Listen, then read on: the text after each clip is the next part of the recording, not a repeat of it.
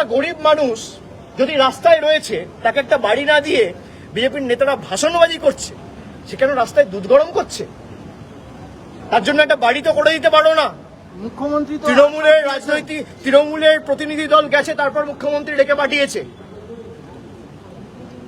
কেন মুখ্যমন্ত্রী যদি এই ঘটনাকে সমর্থন না করে, তাহলে অগ্নিমিত্রা পালের বিরুদ্ধে মুখ্যমন্ত্রী ব্যবস্থা নিচ্ছে না কেন? আমার প্রশ্ন।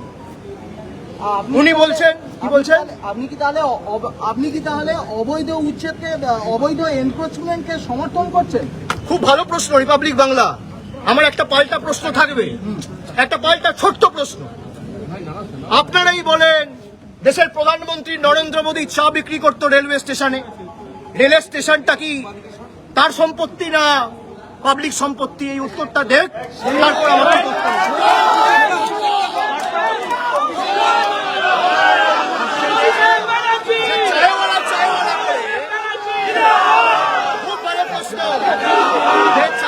চায়ওয়ালা করে ক্ষমতা এসছেন, যে রেল প্ল্যাটফর্মে আপনারা চা বিক্রি করতেন,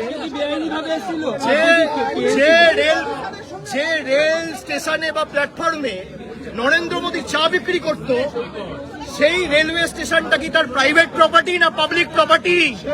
এই উত্তরটা যেদিনকে বিজেপির নেতারা দেবে, একই প্রশ্ন আপনি আমাকে করবেন, আমি উত্তর দেব।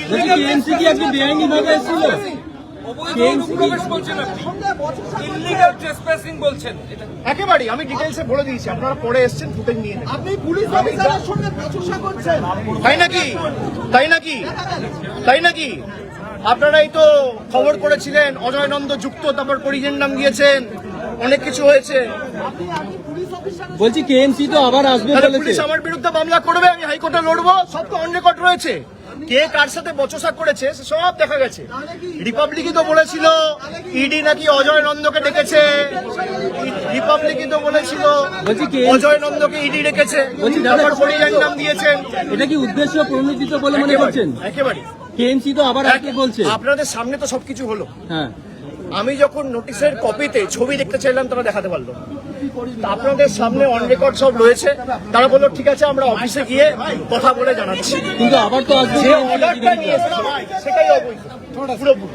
বলছি আবার তো আসবে কেএমসি আধিকারিক। দাঁড়িয়ে আছে, আমরা